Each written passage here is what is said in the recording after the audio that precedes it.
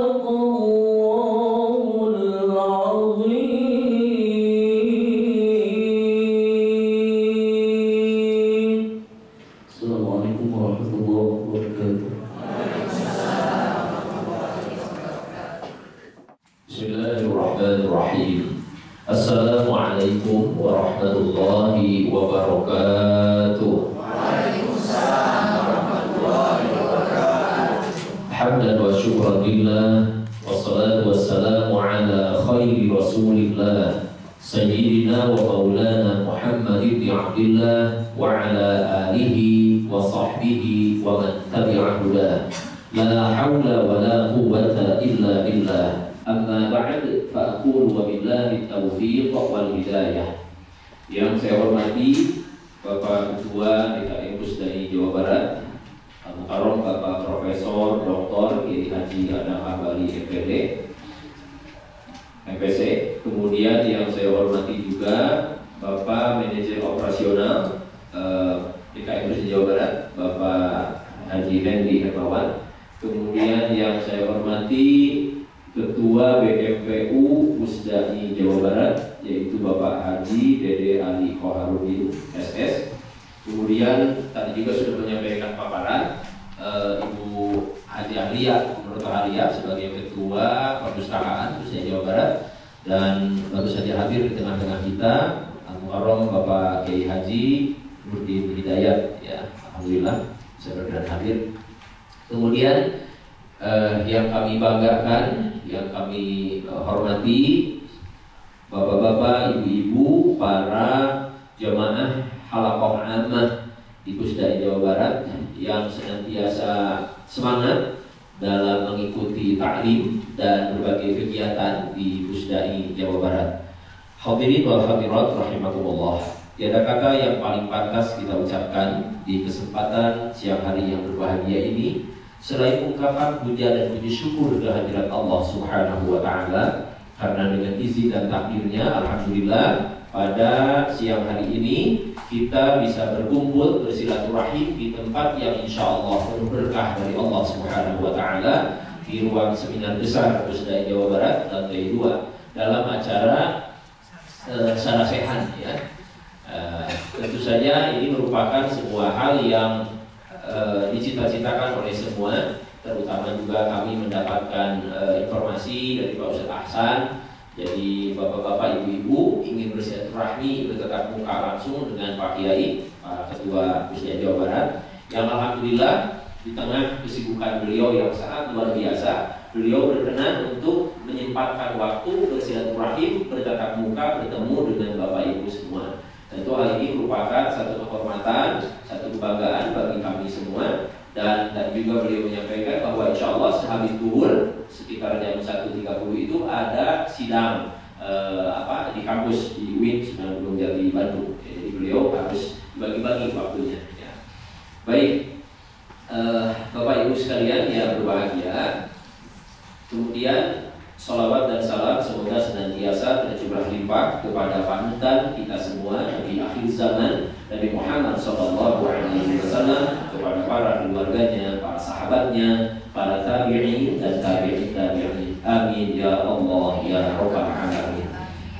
Bapak Ibu sekalian yang berbahagia, ini merupakan sebuah hal yang patut kita syukuri, bahwa kita bisa bersilaturahmi secara langsung, bertemu muka bersilaturahim dengan Pak Ketua DKM Pusdai Jawa Barat di tengah kesibukan beliau. Kemudian juga ada beberapa pengurus Pusdai bisa hadir di kesempatan yang berbahagia ini. Ada Pak Kiai Haji Nurdin, kemudian manajer operasional Pusdai dan yang lainnya. Tentu ini merupakan sebuah hal yang patut kita syukuri. Satu, yang pertama adalah ajang silaturahmi. Kemudian yang kedua sebagai ajang silatul ilmi, ya. Nanti insya Allah kita akan mendengarkan paparan syarih ilmu dari Pak Kiai. Kalau saya menyebutnya, kalau sedang di Pusdai Pak Kiai, kalau di kampus Profesor, ya. Jadi beliau ini multi. Beliau juga sebagai akademisi, seorang guru besar. Kemudian kalau di Pusdai sebagai Kiai juga, karena beliau itu multidisiplin ilmu. Jawa Kampuran pesantren, kemudian juga akademisi juga begitu. Jadi sudah sangat multi talenta, multidisiplin, jadi luar biasa. Tentu sekali lagi merupakan sebuah hal yang patut kita syukuri, bahwa bapak-bapak, ibu-ibu semuanya nanti akan mendapatkan pencerahan, mendapatkan syarih ilmu dari Pak Kiai pada kesempatan yang berbahagia ini. Kemudian Kemudian perlu juga kami sampaikan Pak Kiai bahwa bapak-bapak ibu-ibu ini adalah yang sangat setia dalam mengikuti program-program taklim dan kajian di Pusdai. Jadi setiap hari Senin ada pembelajaran baca Al-Quran dasar. Kemudian hari Selasa ada Al-Quran esensial bersama Ustaz Haji Nurul Haq LCMU. Kemudian hari Rabu ada kajian bahasa Arab ya. Kemudian hari Kamis ada kajian tauhid bersama Ustaz Reza Nurul. Kemudian juga fikih al-fiqh Islam wa adilatu yang dikarang oleh Syekh Wahab Zuhaili bersama Ustaz Biswah Ustaman. Terus oleh kantor di Payung ibu-ibu mengikuti acara manasik ya, praktek manasik, bimbingan manasik. Alhamdulillah ini momen luar biasa. Kemudian yang baru saja kemarin Pak Kiai yang terbaru hari apa ya? Hari Senin ya, Senin yang lalu, seminggu persis dari sekarang itu adalah pemuliaan jenazah luar biasa dilaksanakan di Gedung Balai Asri Pusdai. Kemudian yang hadir waktu itu yang tertulis saja 200, belum lagi yang lebih yang lainnya yang tidak tertulis. Jadi sekali lagi ini merupakan sebuah kebanggaan bagi kami semuanya dan juga kami atas nama Ketua yang Istiqlal dan Kajian Pusdai menyampaikan ucapan terima kasih yang sebesar-besarnya kepada bapak-bapak dan ibu-ibu yang terus semangat mengikuti taklim di Pusdai Jawa Barat dan mengikuti berbagai kajian atau kegiatan keilmuan di Pusdai Jawa Barat. Tepuk tangan untuk bapak ibu semuanya. Mudah-mudahan bapak-bapak, ibu-ibu semua serta kami pengurus Pusdai Jawa Barat diberikan sehat walafiat oleh Allah Subhanahu wa taala dan senantiasa diberikan kemudahan dan kelancaran dalam melaksanakan tugas yang kami emban. Kemudian kenapa kami berterima kasih kepada bapak dan ibu? Karena Pusdai Jawa Barat bagaimana mungkin bisa menjadi makmur tanpa ada partisipasi dan keikutsertaan bapak dan ibu semuanya. Ya. Kemudian kalau tadi sudah disampaikan juga oleh Pak Hendy, oleh Pak Ustaz Dede tentang beberapa unit kegiatan di Pusdai, ada BMPU, Baitul Mal, Peduli Umat Pusdai Jawa Barat, kemudian ada perpustakaan, dan kemah, pakai bapak ibu suki KJT, sanes wungkul, taklim, widai, taklim, tapi ada terang, oh, ayah BMPU, Baitul Mal, Peduli Umat Pusdai. Insya Allah nanti dalam rangka milad akan menyelenggarakan interaksi tanam massal bagi 100 orang yatim dan duafa. Kemudian ada lagi perpustakaan yang terang ini bapak ibu pembinaan kosan taklim antara bisa acara ke perpustakaan bahkan sudah menjadi anggota ya perpustakaan. Alhamdulillah ya.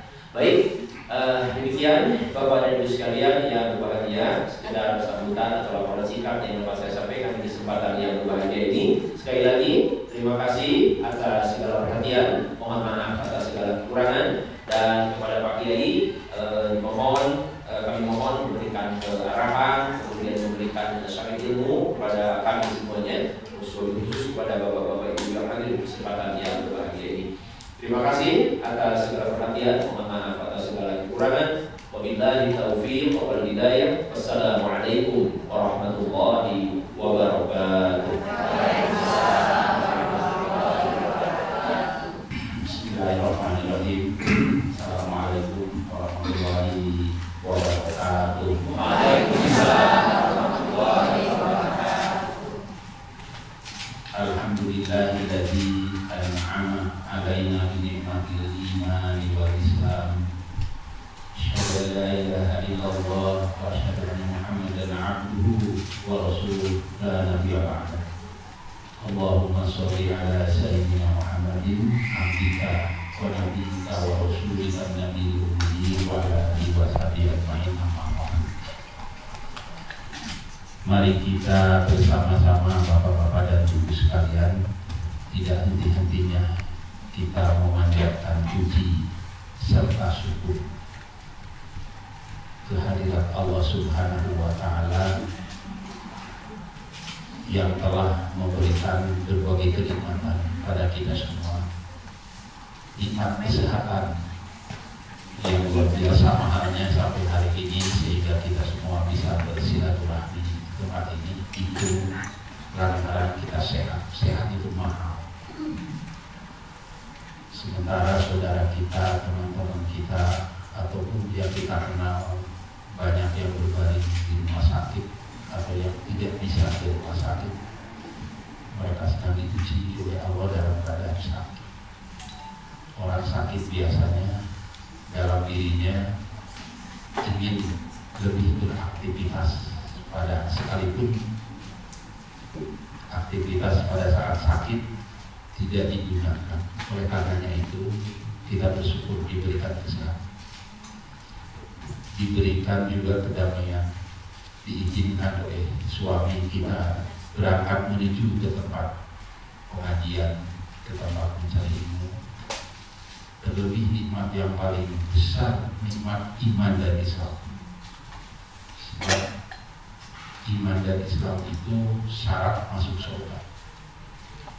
Sehingga setiap ustaz atau setiap khatib dalam rumah, wala tamutunna illa wa antum muslimun, jangan kalian meninggal tanpa iman dan Islam.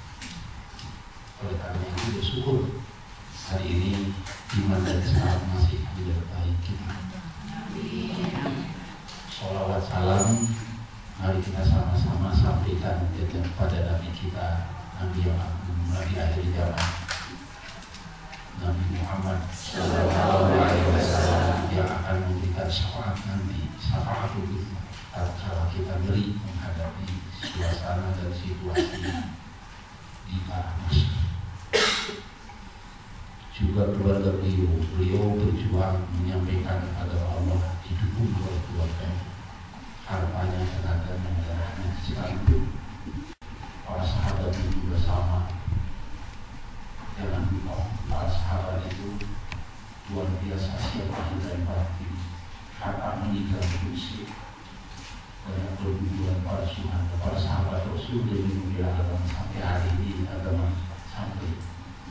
Oleh karena itu salam dan salam juga mudah-mudahan sampai kepada sahabat Rasul, kepada para ulama, juga kita semua insya Allah sampai akhir zaman orang yang iman dan Islam.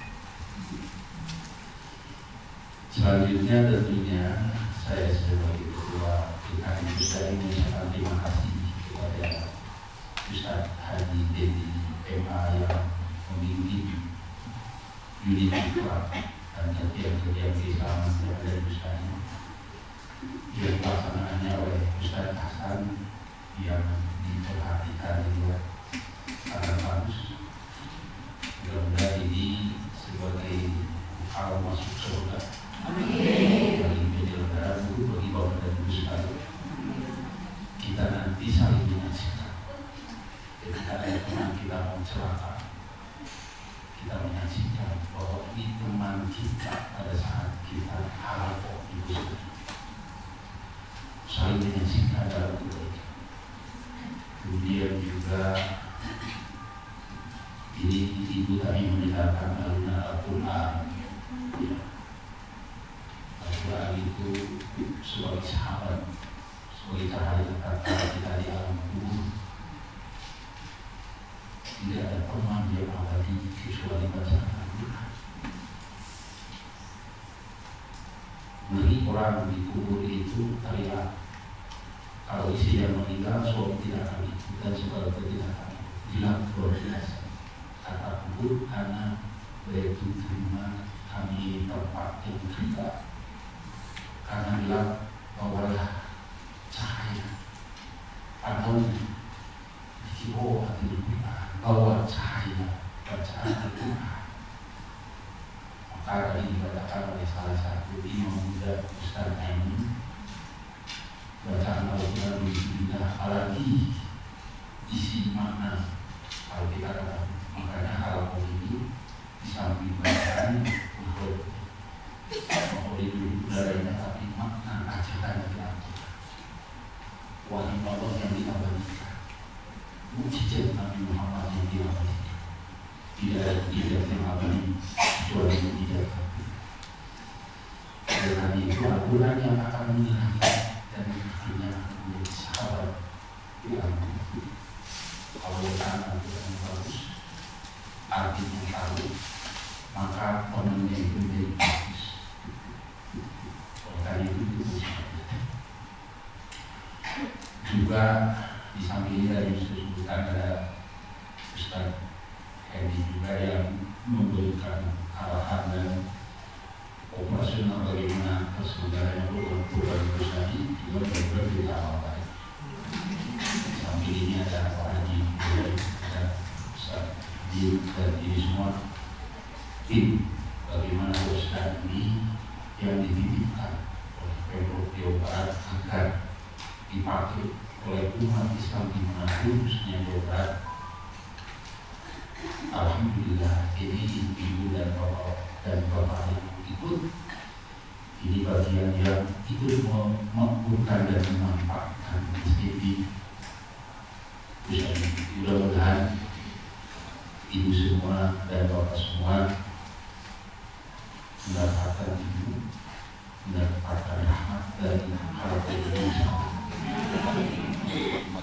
Bapak dan ibu sekalian, ada Imam Ahmad bin Hanbal, seorang ulama besar, lebih dari sufi.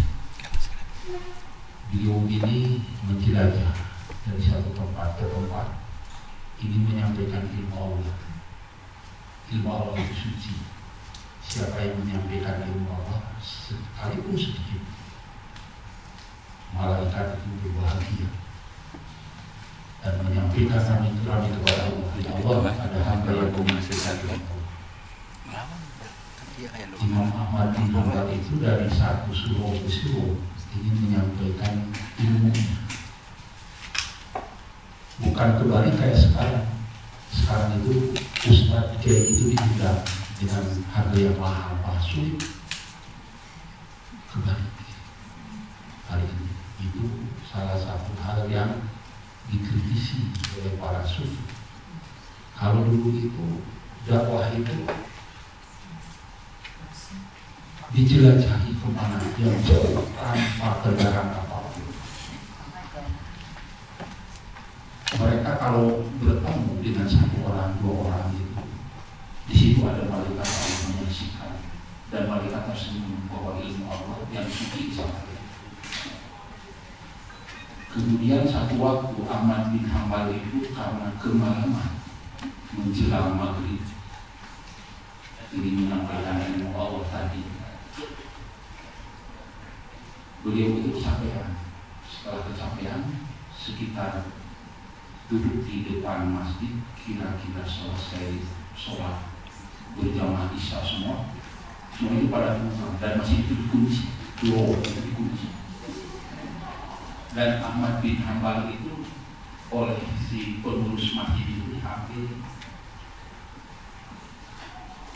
dan ditanya, Ahmad bin Hanbal mau masuk masjid itu tidak boleh. Lalu Ahmad bin Hanbal itu minta izin, saya hanya sekedar ingin istirahat di depan masjid. Saya ini habis perjalanan jauh dan capek, habis makanan, habis minuman, habis bekal, saya kecapean, saya minta istirahat dulu. Itu berarti maklumnya yang memiliki masjid itu tidak boleh hanya sekedar untuk berhenti. Tapi akhirnya karena tua, kasihannya silakan saja di tidur di dalam masjid. Ini menyampaikan ilmu Allah atau ilmu berdoa. Kemudian ketahuan oleh salah seorang yang biasa mangkal di depan masjid itu tukang dagang.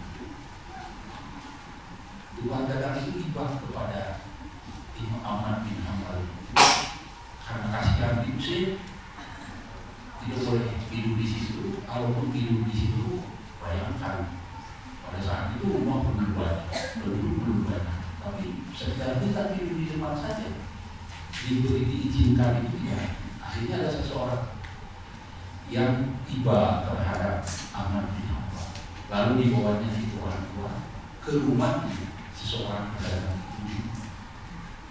Lalu setelah di rumah disediakan kamar, disediakan tempat tidurnya, disediakan.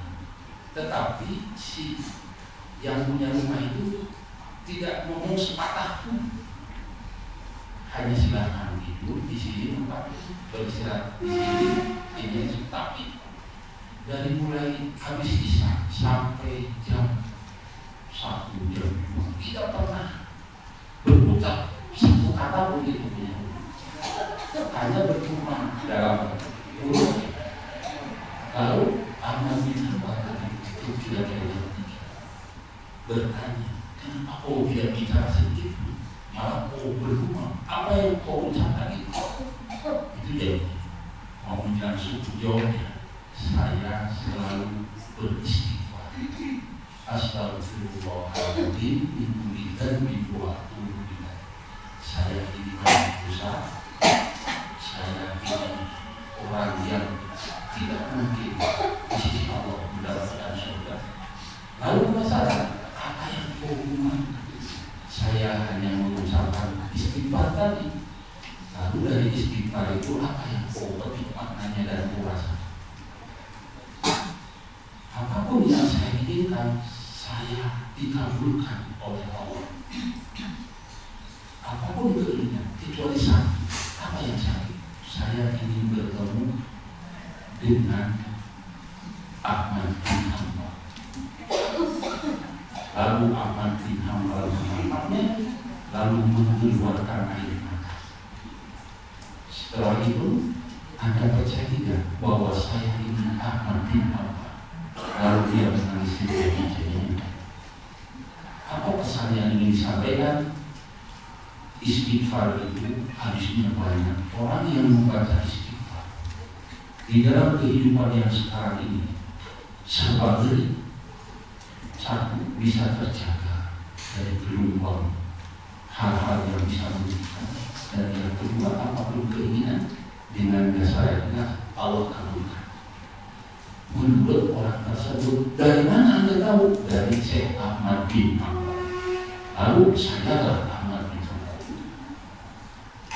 Oleh karenanya itu, Bapak-bapak, Ibu sekalian, hari ini kita sudah tahu, kita perhati bahwa kehidupan ini sangat dasar. Kenapa? Sangat dasar dari hal-hal yang akan mengakibatkan kebahagiaan. Bisa dibayangkan, ibu mungkin punya anak dan punya cucu. Hasil penelitian sekarang, anak SD kelas 5 ke atas hampir semuanya sudah pernah melihat kalau laki-laki aurat perempuan,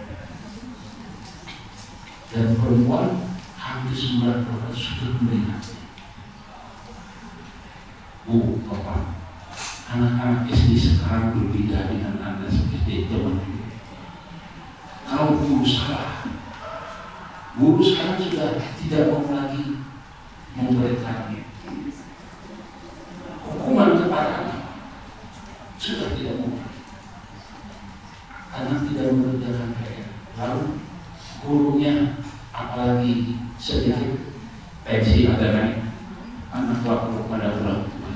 Lalu orang tuanya menghukum anak dari tamat. Ibu di Sumatera kelas 2 SM rame-rame memperkosa ibu gurunya. Sekarang ini SMP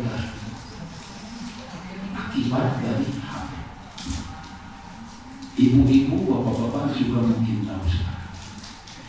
Ucapan anak-anak mengucapkan kalimat-kalimat yang dulu menurut kita juga menurut Islam tidak baik, sudah menjadi kebiasaan membagi teman dengan kalimat binatang. Kalau tidak begitu tidak. Di depan rumah saya itu ada anak-anak tujuannya mau ngaji di masjid saya di rumah. Tapi bagaimana ceritanya? Ada sampai teriak mau manggil katanya ngaji anjing mah anjing ayo ngaji.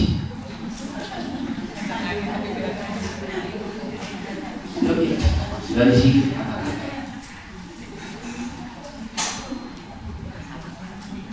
Ibu, Bapak, poinnya apa nanti saya sampaikan.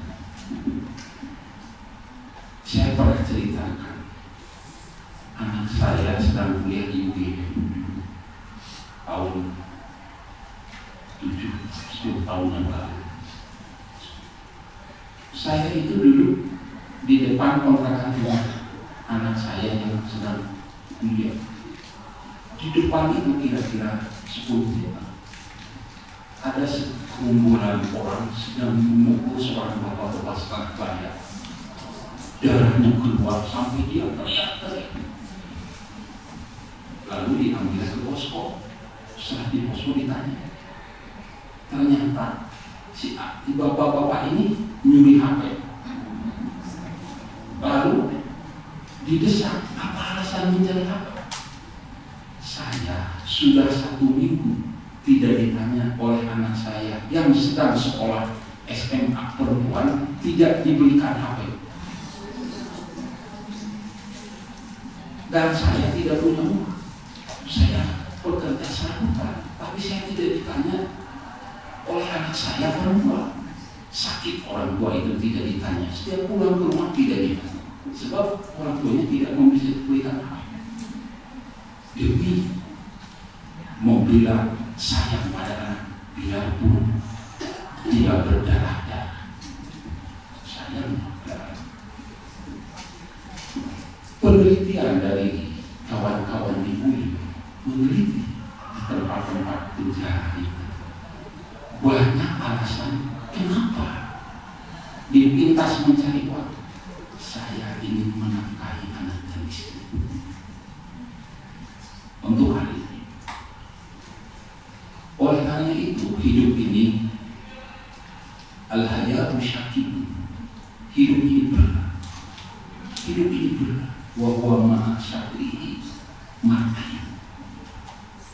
Karena berat, karena ujian, siapa yang lolos dari ujian, Allah akan memberikan surga. Bagaimana suami istri di kantor-kantor urusan agama tentang hal-hal perceraian di pengadilan agama? Bagaimana di sekolah? Bagaimana kita melihat para pemimpin kita? Dan kita menitipkan katanya mewakili rakyat, tapi dia lupa bukan mewakili rakyat. Kalau mewakili rakyat dong yang harus mengangkat dan rakyat ini kan, tapi tidak. Jadi bukan wakil rakyat lagi, wakil istri dan anaknya dan nafsunya. Nah, karena ini hidup ini ujian. Ada satu cerita lagi, ujian. Kata Al-Quran, innama amwalakum wa auladakum fitnah. Hai manusia yang iman, sesungguhnya harta dan anak itu fitnah. Orang tidak mau sholat karena nunggu dagangan, artinya dagangan itu fitnah. Orang tidak mau ke pengajian karena sedang bisnis, akhirnya bisnis itu. Orang punya anak usianya 5 tahun, kenapa tidak gaji? Anak saya tidak bisa nunggu, jadi anak itu kata Al-Quran, harta dan anak itu bisa menjadi fitnah. Kenapa tidak gaji? Suami saya pun datang, suami fitnah. Kenapa tidak ikut gaji? Sampai karena saya sedang sakit, pasti sakit. Kalau tidak sakit, jangan dikira itu tidak bisa. Bahwa hidup ini ujian, satu lagi yang disambut hidup. Nabi Ayub itu seorang nabi yang kekal.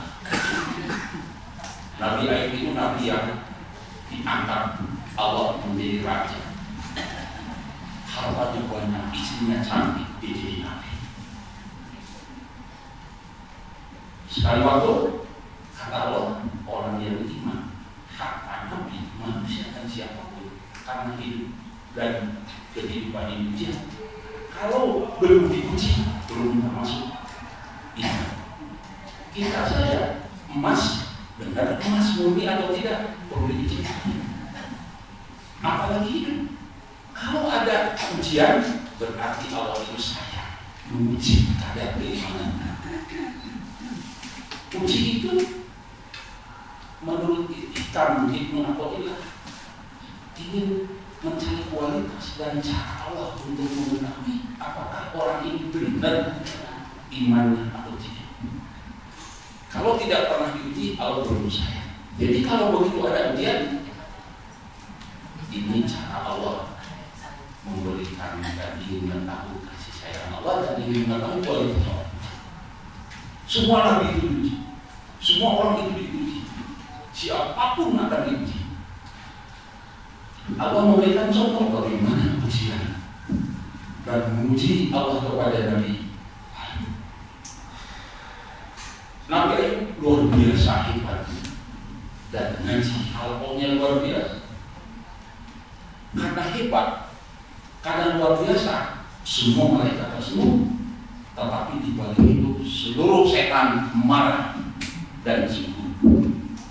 Boleh jadi Ayub itu hebat ibadahnya karena istrinya cantik, hartanya banyak dan dia dikasih. Lalu satu waktu mengadu kepada Allah, ya Allah, aku ini dengan Ayub. Kenapa? Ayub hebat itu karena Ayub dikasih harta, karena istrinya cantik, karena diberikan kekuasaan dan diberikan tidak seperti itu. Lalu mau apa kata Allah? Saya ingin mengujinya, benar atau kurang. Silahkan uji kata Allah. Lalu 10 bulan setan merusak semua kebun milik Ayub, dihancurkan semua. Yang hektaran itu kebun-kebun dihancurkan. Ketika Nabi Ayub mau ke kebun dilihat semua hancur dan tidak masuk akal. Biasanya tidak seperti itu. Tapi Nabi Ayub di pinggir kebun itu Nabi Ayub bagaimana bisa Pak?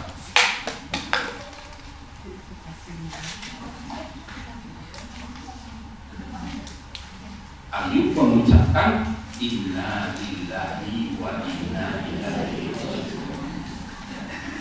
Kebun subur dari Allah. Hari ini juga saya akan kembalikan kepada Allah. Sebab pada saat saya menanam, saya titip pada apa titipnya? Setiap menanam mengucapkan Bismillahirrahmanirrahim atas nama Allah yang Rahman dan poinnya kita makan pakai Bismillah, kita bisa mengunyah, kita bisa bernapas dan ada rezeki. Lalu kita makan Bismillahirrahmanirrahim atas nama Allah dan apa yang dimakan akan menjadi daging yang insya Allah itu minanda dihidupkan darinya. Poin kedua, kita berusaha Bismillah atas nama Allah untuk menafkahi anak dan istri kalau suami, dan istri Bismillah atas nama Allah.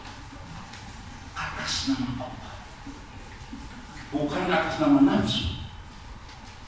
Ketika Indonesia merdeka,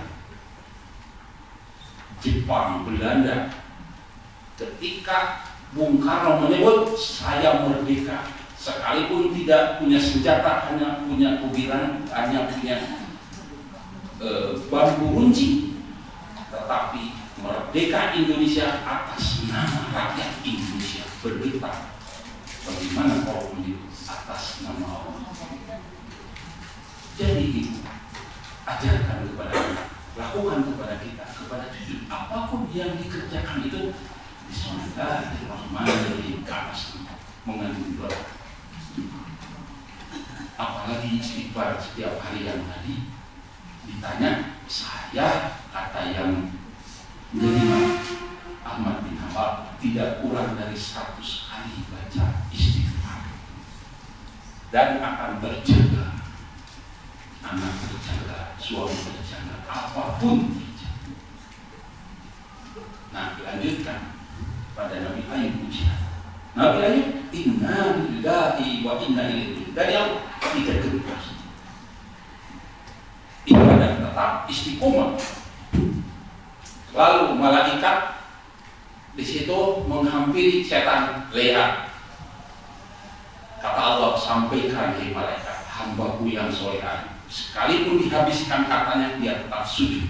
Sampaikan kepada setan-setan itu.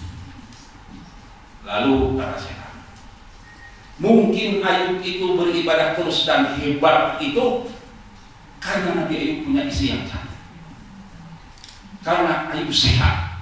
Silakan saya minta izin. Sebab kalau tidak diizinkan oleh Allah, itu harta Ayub tidak mungkin habis. Tapi minta izin. Tapi Ayub boleh.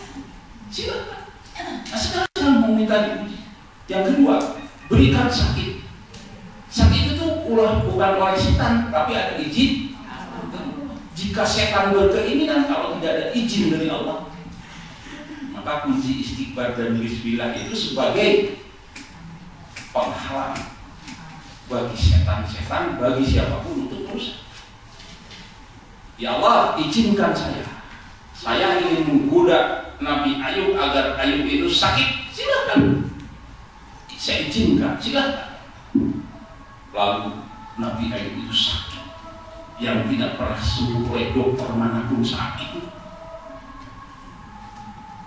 Sakitnya luar biasa dan tidak masuk akal, sampai melepuh, sampai orang-orang itu tidak mau mendekat, seluruh rakyatnya menjauh. Ayub itu harus dibawa ke sebuah tempat yang terpencil karena menggoda dan rame-rame masyarakat membawa Ayub ditempatkan di tempat yang terpencil. Tapi Nabi Ayub tetap Rabbana ma khalaqta hadza batila inna adabana, ini dari Allah Masya. Saya tetap sujud, saya tetap beribadah sekalipun tidak sekalipun saya sakit, semampu saya. Ayub tidak pernah meninggalkan salat, Ayub tidak pernah meninggalkan tahajud, tidak pernah meninggalkan doa, tidak pernah kebiasaan-kebiasaan yang ditinggalkan. Al-Quran selalu dibaca, makan apa adanya dalam kondisi bertahun-tahun. Lalu kata Allah, datang lagi kata Allah, hai malaikat, sampaikan kepada para setan, lihat Ayub sekalipun sakit tetap Ayub istiqomah beribadah. 2, KO setan. Lalu yang ketiga, sekali lagi saja ya Allah, apa? Masih ada istrinya yang cantik. Dan yang membela sangat, saya minta satu lagi izinkan agar istrinya yang solehah, yang taat pada suami, agar minta cerai kepada. Mungkin cerai ini bapak dan ibu sekarang sudah mendengar. Diizinkan oleh Allah, silahkan minta cerai istrinya. Alasannya banyak, harta habis dan sakit, malaikat marah kalau tidak ada hidayah. Istrinya mungkin tidak iman. Akhirnya istrinya lari. Setelah istrinya lari, setan di situ tidak mau minta lagi kepada Allah. Sudah 3 kali. Dan Ayub tetap istiqomah. Akhirnya dengan istiqomahnya itu, hartanya dikembalikan, kesehatannya dipulihkan, istrinya mau dibalik. Ini gambaran kehidupan bahwa hidup ini bahwa hidup ini ujian. Jangan sampai ada ujian itu justru kita mengeluh kepada Allah. Ya Allah, kenapa aku diuji? Orang berprestasi itu harus melalui ujian. Di sekolah ada ujian, masuk apapun ada ujian untuk mencari kualitas, dan Allah itu butuh orang-orang yang berkualitas. Apa yang diceritakan semua ini kembali lagi adalah hidup ini sedang apalagi akhir hari dari berbagai, dari anak, dari suami, dari istri, dari mata, dari manapun hidup ini. Kita masih untung berada di tempat aman seperti ini. Ibu-ibu, bapak-bapak, kalau baca di media-media timur, di Palestina hari ini, puluhan ribu suami-suami meninggal, puluhan ribu anak-anak tidak punya ibu dan bapak, berebut makanan. Apa yang mereka nantikan? Saya kapan giliran meninggal?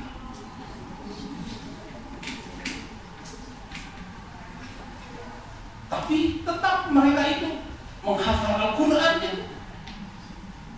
Warisan dari orang tuanya.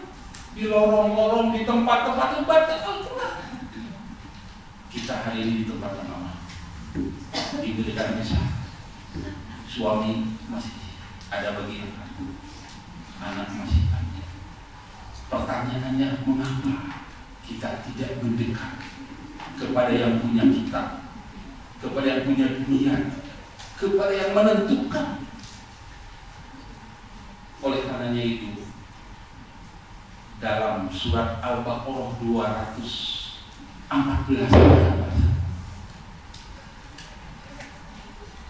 silakan dibaca dalam Al-Baqarah 214. Di situ ada kalimat, mengapa kamu tidak yakin bahwa Allah itu Maha Penolong, Qaribun? Tolong dibuka saja. Ayat 214. Ala inna nasrallahi qarib. Ala inna nasrallahi qarib. Pertolongan Allah itu dekat. Pertolongan Allah itu dekat. Ibu punya anak ingin soleh, ini janji, ini kalimat Al-Quran. Allah yang memberikan arahan, petunjuk, bimbingan bahwa hidup ini kalau mau bahagia pakai bimbingan. Kalau tidak ada bimbingan, boleh jadi karena tidak ada bimbingan, boleh jadi tidak akan selamat. Hidup ini perlu hidup ini dari Allah. Yang membimbing siapa? Allah. Mana bunyinya ini? Kata Allah, ala inna nasrallahi qarib. Ingat, pertolongan Allah itu dekat. Pintalah pada Allah. Kalau anak kita, cucu kita seperti tadi perilakunya dalam ucapan, dalam pergaulan yang sekarang sangat dasar, minta pada Allah. Kita kesulitan mendapatkan nafkah, tidak perlu tulis. Bu, saya punya arwana di rumah, hidupnya tidak pernah bisa. Punya arwana di rumah. Saya setiap pagi melihat buku arwana. Malahan sekali waktu iri ke arwana. Mengapa begitu indah, begitu damai? Siapa yang ngasih makan? Profesor yang ngasih makan. Mulia mana? Mulia arwana, mulia profesor.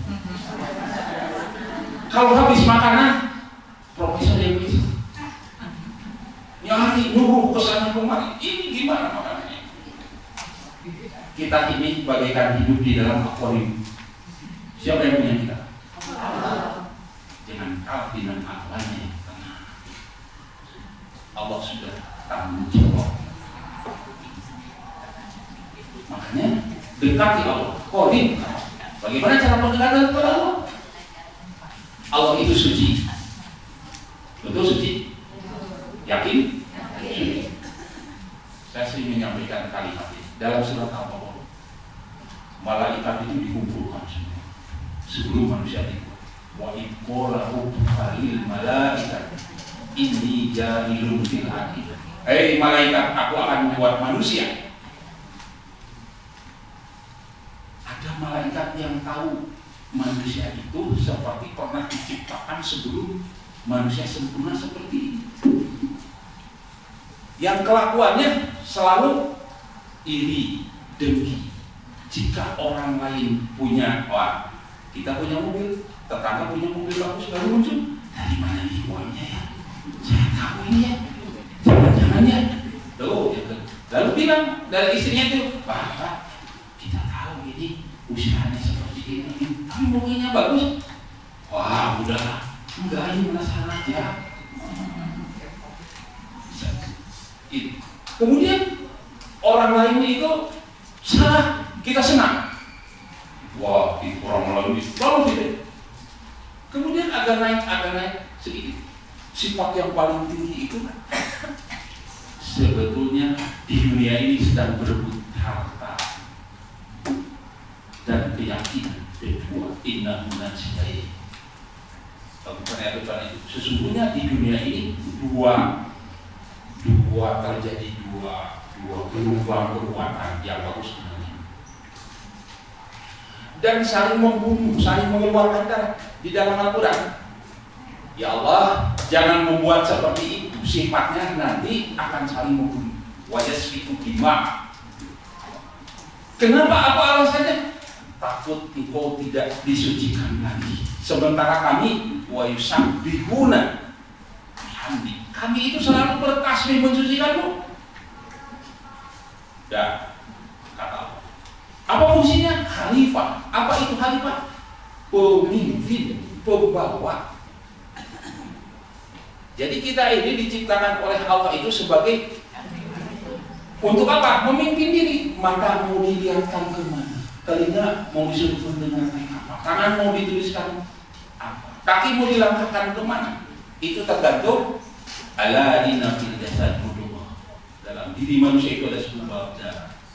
Tidak soluhat jasad. Apabila hatinya beres meyakini Allah yang kuat, kemudian sifat-sifat yang jelek dibuang. Mudghah tidak soluhat. Apabila di sininya soluhat jasad kullu, akan sehat seluruh tubuh. Jadi adanya penyakit itu disebabkan di sini. Asalnya pernah Nabi cara rangkilnya kayak dipencetan, kayak tidak, sebab hatinya tidak soluhat jasad. Apa di sini tenang? Yang menenangkan ala bidzikrillahi tatma'innul qulub. Ingat bahwa untuk tenang itu ingat Allah. Wa idza jasadat ruwat, kata reknya dicangkeng bisa dibuktikan tidak bebas. Marah bisa dibuktikan tidak bebas. Pemarah, kalau ada kegiatan-kegiatan yang dia lakukan yang negatif, boleh jadi menurut ilmu psikologi Islam dalam kalbunya tidak. Makanya hakim dijumkan. Oleh karena itu, hati kita bersihkan. Cara bersihkannya apa? Ala bidzikrillah. Kata Imam Ahmad bin Ambal, astagfirullahaladzim min kulli dzambin wa atubu. Orang yakin, orang semangat karena hatinya. Jadi kita ini memimpin diri mau dibawa mana? Kalau di rumah, bapak memimpin istri dan anak, ibu memimpin anak. Khalifah, menurut tafsir khalifah itu tanfudhu bi ahkami syariatillah. Jadi pemimpin itu yang melanjutkan perintah Allah. Kalau jadi ustaz, sesungguhnya dia sedang mewakili Allah menyampaikan kebaikan atau Al-Quran atau hadis atau perintah-perintah. Jadi ustaz ketika menyampaikan mewakili Allah, ucapkan dengan Bismillahirrahmanirrahim atas nama Allah. Dia jadi guru menghadapi siswa di kelas. Saya jadi guru mewakili Allah. Bismillahirrahmanirrahim. Sayang kepada yang bodoh, senang kepada yang pintar. Apapun adanya anak itu, kalau sayang berbeda. Sayang kepada murid, sayang kepada jemaah. Tapi sayangnya dibatasi, jangan melebihi sayang istri di rumah. Berkorban. Banyak ustaz yang terpicu oleh jamaah. Kalau jamaah sudah wudhu, jadi hakim. Dia mewakili Allah untuk mendekatkan hukum. Dulu kata Imam Mawardi ribuan tahun yang lalu, Qudotuna jamanuna lususon. Wahai umat hakim hari ini 2000 tahun yang lalu bangsa semuanya. Dulu, sekarang kalau hakim benar ayah hakim itu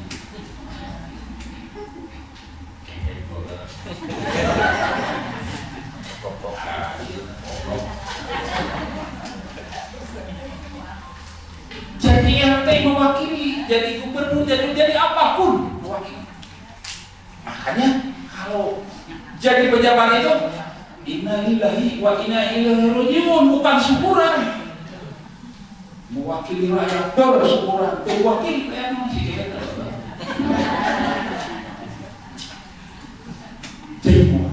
nah kalau mewakili itu harus bersih.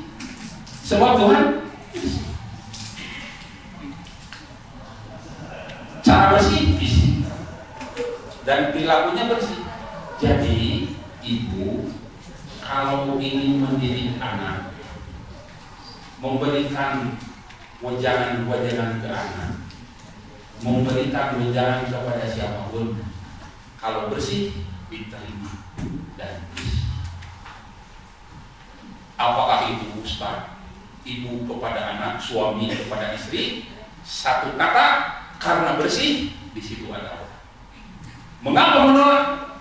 Arti anak berdebu, anak menurut introspeksi. Jangan-jangan apa yang disampaikan kita, jangan-jangan kita ini tidak memberi contoh seperti yang dicontohkan oleh Nabi. Jangan-jangan kita tidak bersih. Sebab mustahil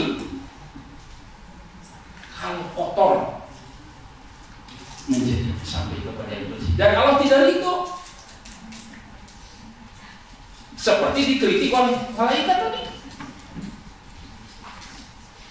Jadi kalau anak yang soleh itu dipastikan orang tuanya bersih.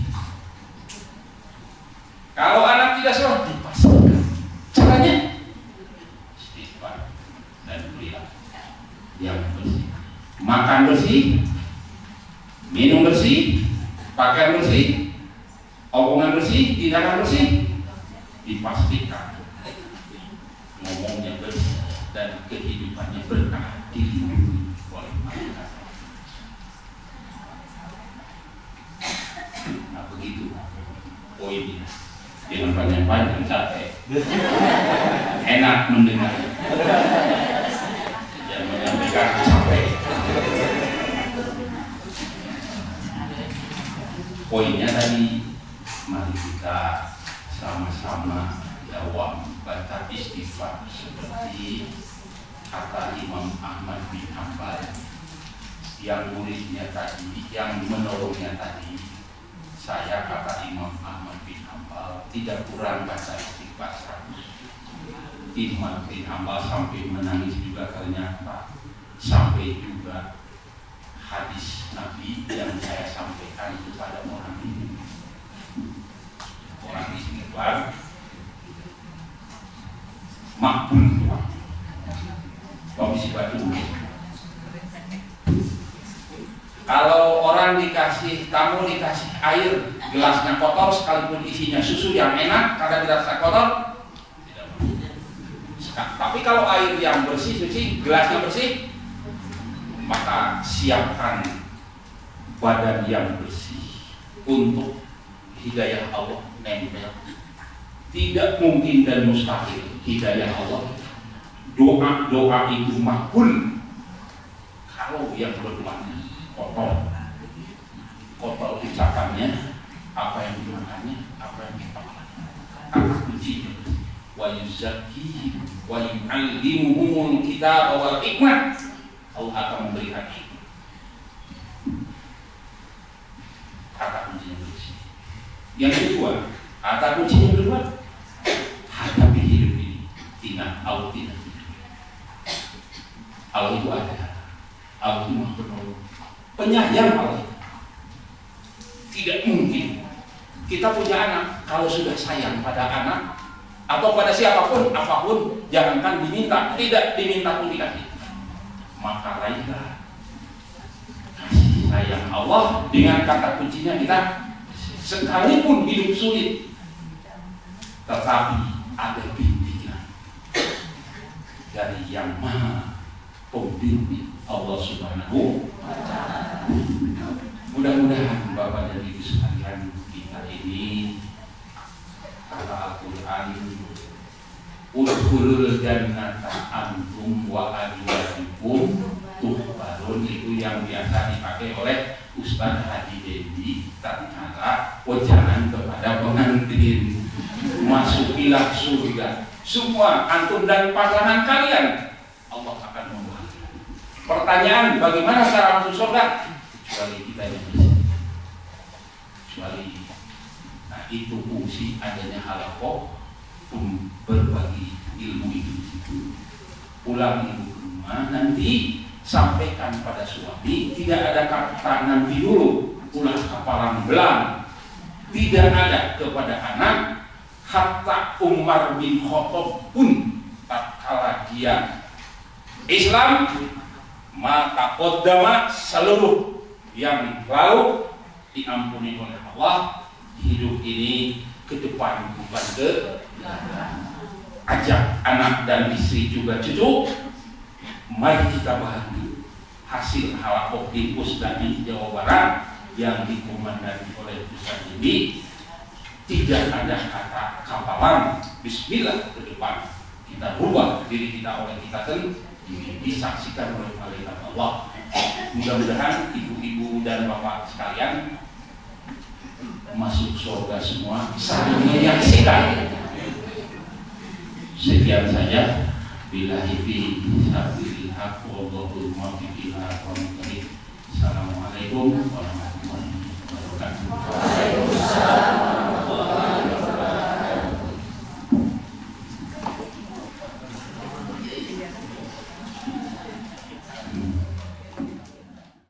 Satu, dua, tiga. Boleh tangannya ke atas, Ibu. 1, 2, 3. Ya.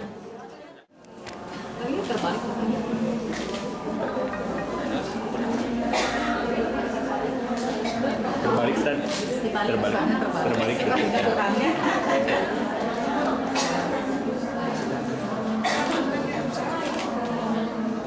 Ya, siap. Ya, boleh ya. Assalamualaikum. Siap.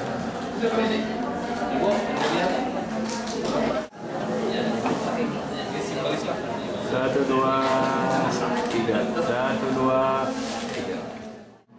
Mulai di grup itu ada 100, naik lagi 150, naik lagi 200, naik lagi 250. Sekarang hampir 300, 295.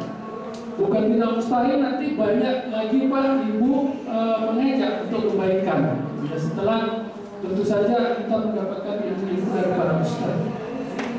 Jadi sekali lagi kami di sini tiada lain hanya mengucapkan banyak terima kasih Pak. Kami tadi sudah banyak memperoleh manfaatnya. Oh ini loh Pusdai, benar-benar terasa sekarang Pak. Manfaatnya untuk masyarakat. Terutama dalam kami ini kan kebanyakan udah usianya udah angkatan yang 70 ke atas, ada nggak ya? Ada kan? 70 ke atas? Ada Pak. Jadi masih tolong beli ini Pak, luar biasa Pak. Jadi sekali lagi kami mengucapkan banyak terima kasih Pak. Mudah-mudahan menjadi amal ibadah Bapak. Bu Yani, Bu Endang,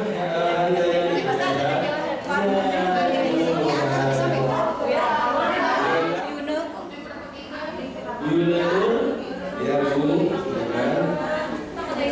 Bu Lili, Bu Yusi,